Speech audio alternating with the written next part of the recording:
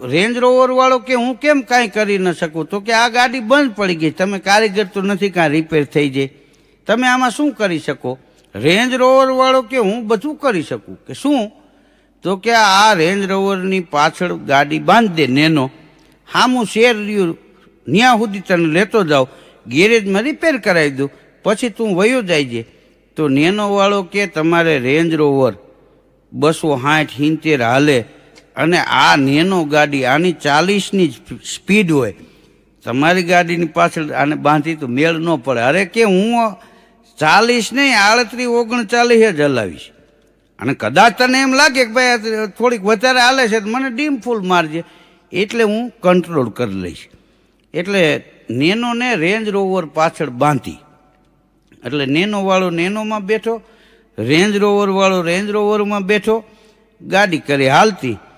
તે એ 1/2 કિલોમીટર ગયા છે, એમાં મર્સિડીઝ વાળાએ રેન્જ રોવરની સાઈડ કાપી અને મગજ ગયો. આ દુનિયામાં જેટલા વાંચા પડે છે એ સાઈડ કાપવામાંથી પડે.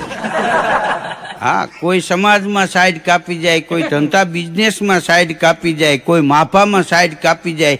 જેટલા વાંચા આ દેશમાં દુનિયામાં પડે છે એ બધાય સાઈડ કાપવામાંથી પડે છે. હા, એટલે એનો મગજ તપી ગયો કે એને મર્સિડીઝ છે તો આ હું ભાર ખટારો છે, ટ્રક છે, આને લીવર માર્યું. હવે એ ક્રોધના આવેશમાં પાછળ નેનો બાંધી છે એ એના મગજમાંથી નીકળી ગયું, અને રેન્જ રોવર છે એ 180-90 ગધેડાના પૂછડે ડબ્બો ટીંગાય એમ નેનો ટીંગાતી જાય, ધરણાટી મારી જાય. તો એ નેનો વાળો બિચારો ડીમ ફૂલ મારે, પણ ક્રોધના આવેશમાં આ ઓલાની રેન્જ રોવર વાળાની નજર તો મર્સિડીઝ માથે જ, કે હમણાં એની સાઈડ કાપી નાખું. સિટીમાં ગાડી ગરી ગઈ, બમ્પ ટપાડી ગઈ.